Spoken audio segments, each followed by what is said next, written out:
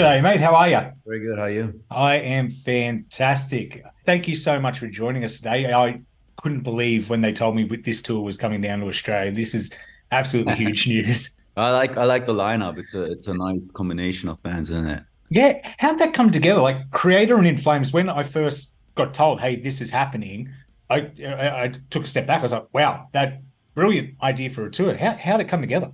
Mm, I don't know who had the idea. I think we're discussing. We have this new festival brand that's touring all over the world called Clash of the Titans, Mm.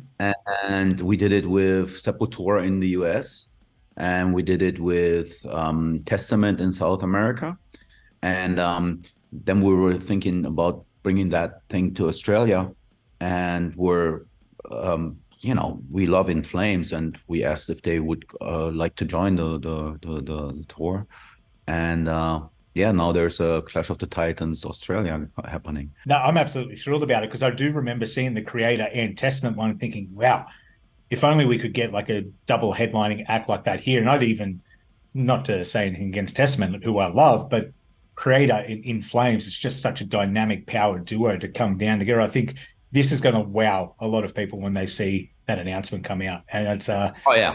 yeah, yeah, I can't wait to do that. I mean, this is like, I don't know when the announcement is happening, but I sometimes I'm like, I have to hold back because I a lot of people are asking for Australian friends are asking when are we coming to Australia, and we just announced the Kreator In Flames Clash of the Titans for Japan, Mm. and immediately people were like, when are you coming to Australia? And we're like, we had to hold back because it's not a lot, but I think it's going to be announced in a couple of days It's this Sunday. They're going to this announce time. it. Yeah. Yeah, yeah, yeah. So you don't have to keep too many secrets any longer. And it's hard for me too because I just kind of want to jump and scream because I actually flew all the way to Wacken this year. You were one of the bands I wanted to see, so I was down there stuck in the mud.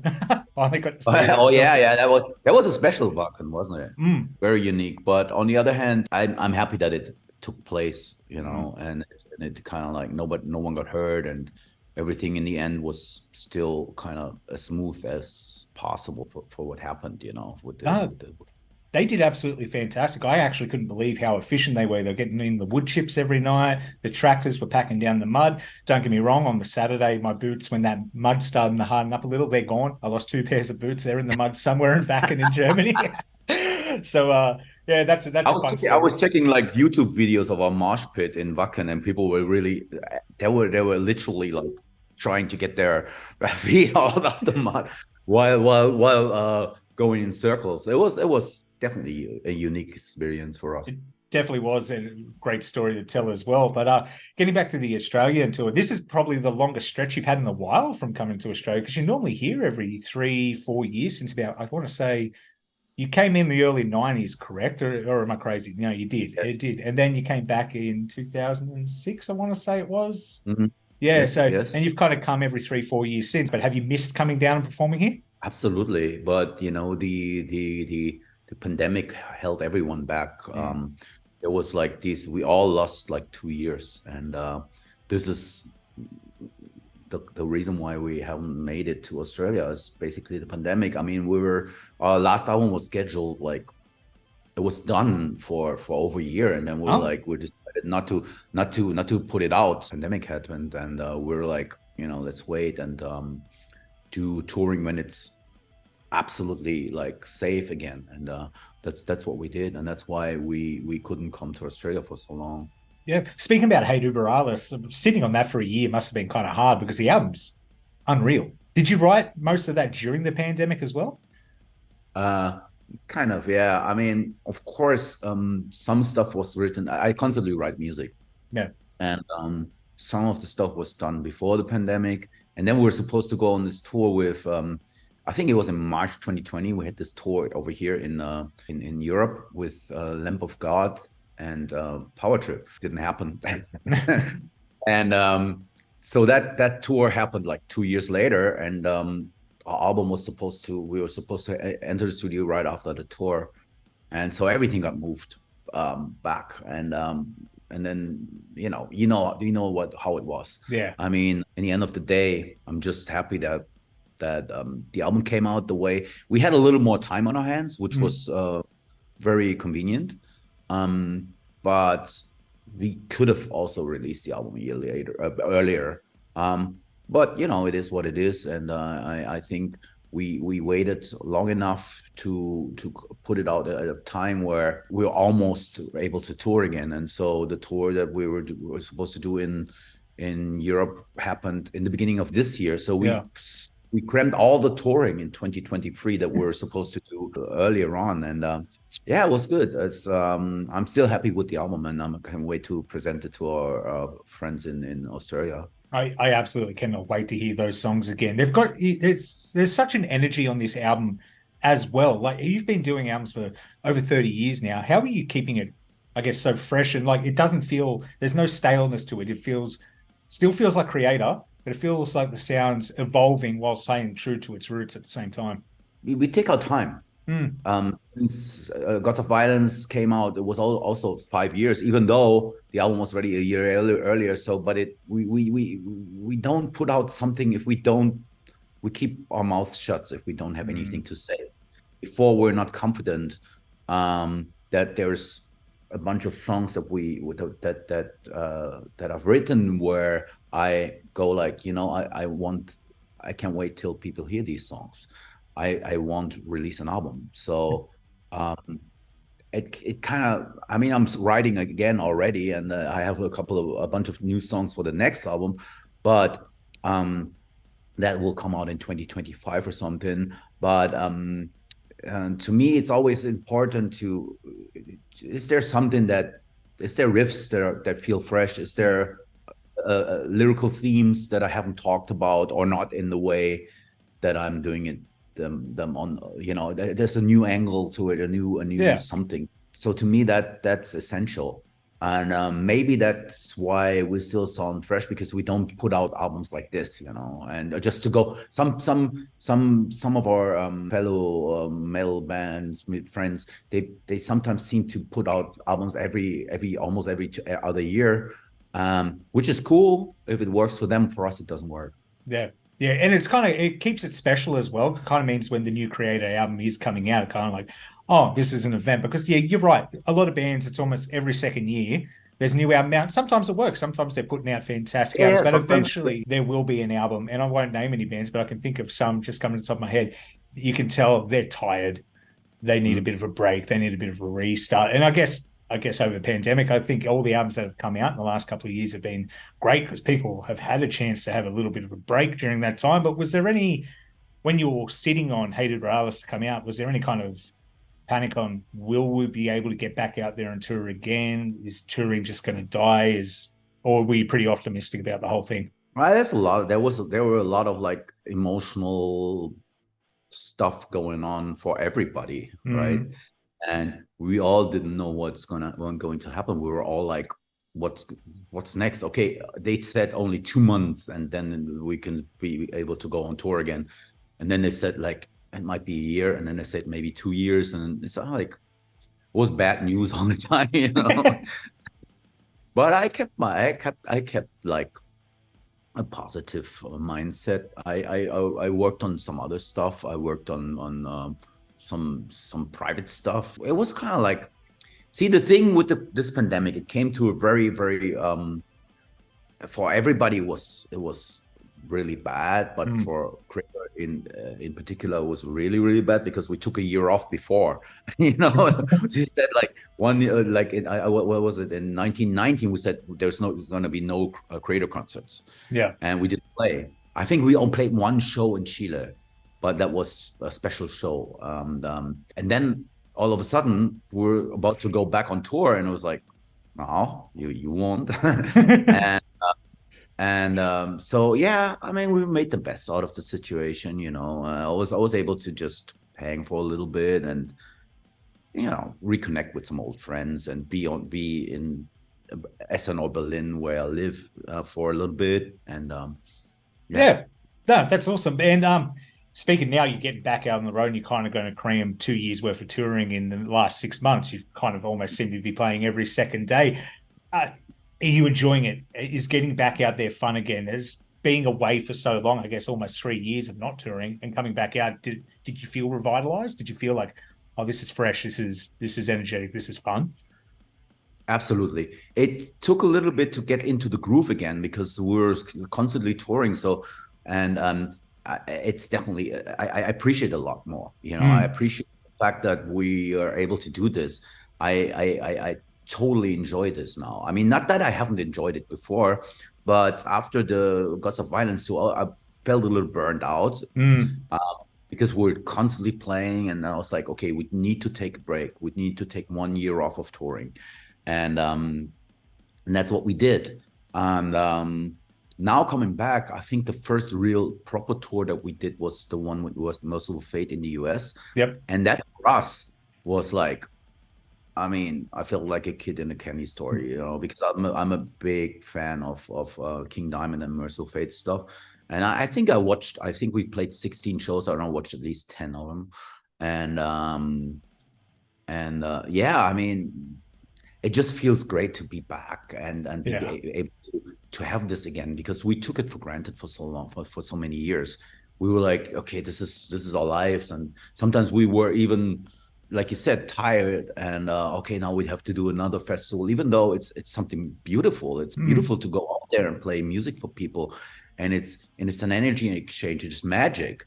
But if you do it too much, sometimes it becomes like a not a routine, but it's hard to keep the level of excitement the same if you do it every day, and it becomes like almost like a job. And then I don't want that. I want music to be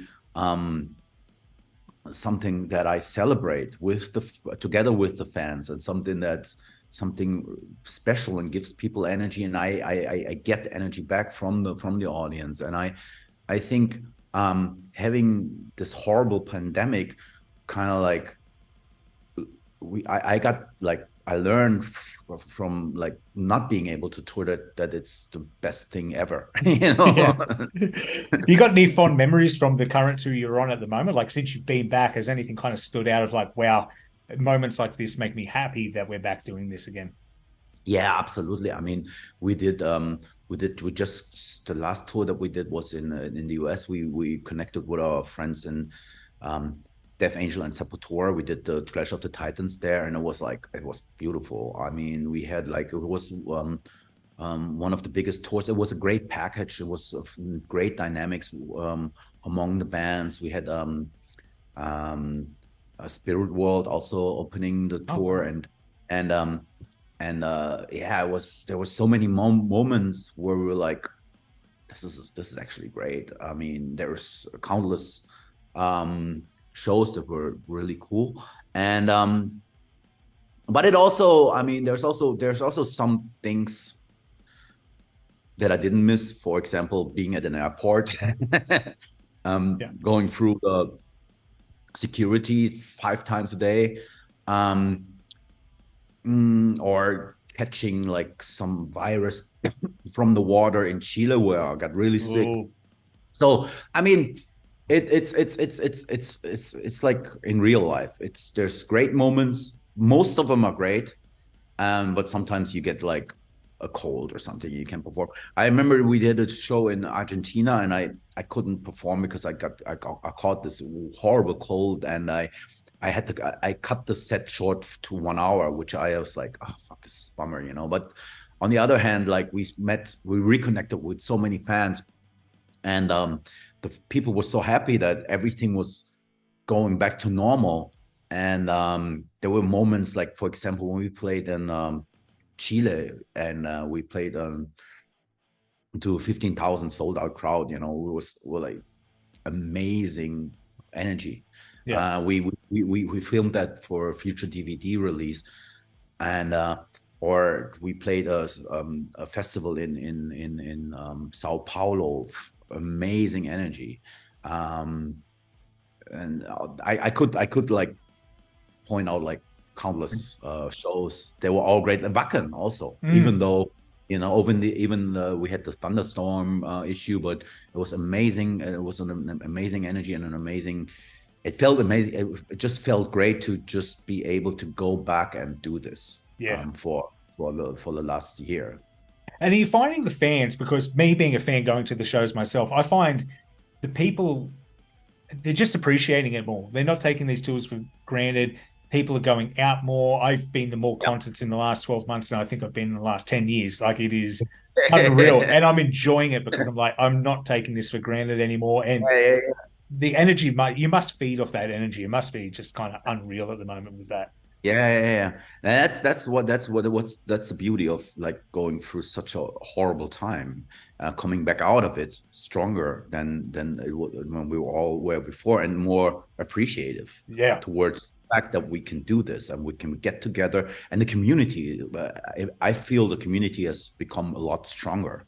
It's become more, you know what I mean? And so to me, it's the last year was really exciting.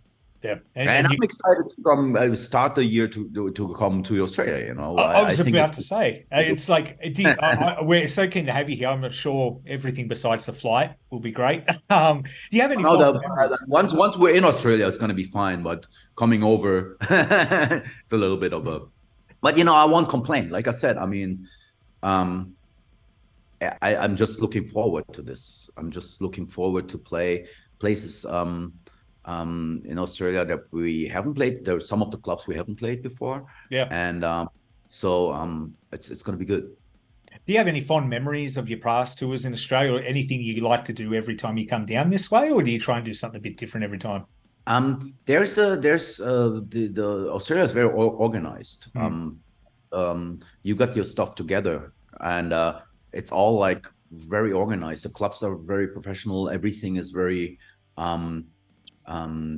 very good, like pleasantly organized. Australia knows how to treat bands, and they know how to and the fans are just amazing. You know, I mean, this is like I think even though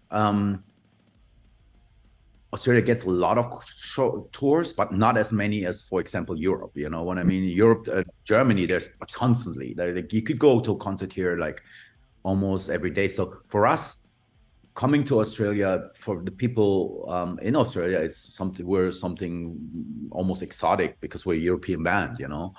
And so the excitement is it's a different one. And I mean, every tour, the only bummer, I'm not trying to talk about negative, okay. But the only bummer coming to Australia is that every time I'm in Australia, I can't get over my jet lag. And I sleep until 3 o'clock in the afternoon, and I go on stage, and I'm awake until 7 o'clock in the morning. And that's something that I try to not like.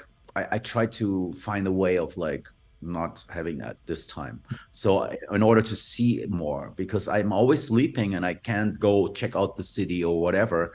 And I'm not a big fan of taking pills, but I found out like lately that taking sleeping pills sometimes, mild ones, you know, melatonin, and natural, can help, you know. And I might manipulate the jet lag a little bit. I think it's a good idea, because you're coming down a beautiful time of year in February as well. It's still summer. It's gorgeous. I'd recommend it. Even when I went over to Germany, a little tip for you, there's an app you can get on your phone that will kind of buzz you of like, okay, wake up now, have a cup of coffee now, look at sunlight from out the window now, and it does something to the chemicals in your brain. Oh, really? To really What's it called?